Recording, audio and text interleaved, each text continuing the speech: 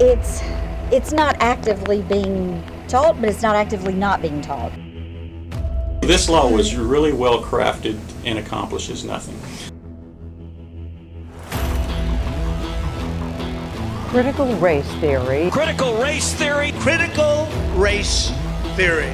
This is Adam Gillette with another Accuracy in Media hidden camera investigation into critical race theory.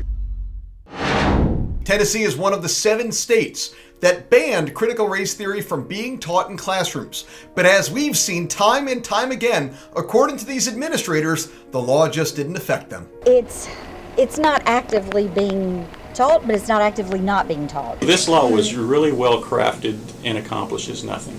So if you see right here, it does not keep us from teaching the history, blah, blah, blah, that's in the standards. Okay. So basically we're doing what we've been doing. So has the law changed things for you guys, or why do they even do stuff like that then?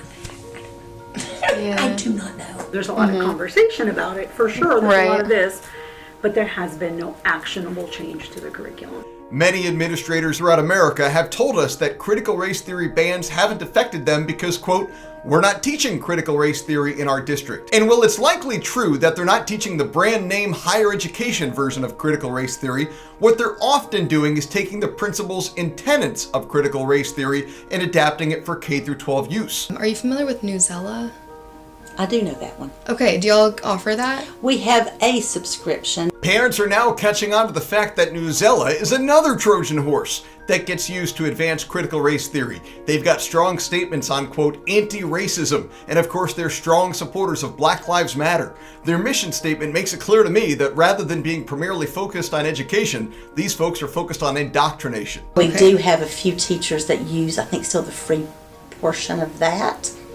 Okay. Yeah, and then I believe we've got a couple of teachers at the junior high, I think, that's using Newsella, maybe the intermediate school. And once again, we were taught that even if the law had been perfectly crafted, at the end of the day, these teachers can close the door and do whatever they want. Even if they do ban like supplemental materials, can't teachers at the end of the day, they're closing the door, they can bring whatever in, right? It's kind of like the copyright police. There are no, you know how when you're talking, you can't make a copy of this. Yes. Once again, we've seen that simply banning critical race theory will not get it out of your schools. Teachers will ignore it, teachers will close the door and do whatever they want. As we're told, teachers will call it social and emotional learning or mental health or whatever they need to call it so that you don't think your child is being indoctrinated. And I truly feel bad for the good administrators and good teachers who are entirely honest when they tell us it's not being taught in their schools.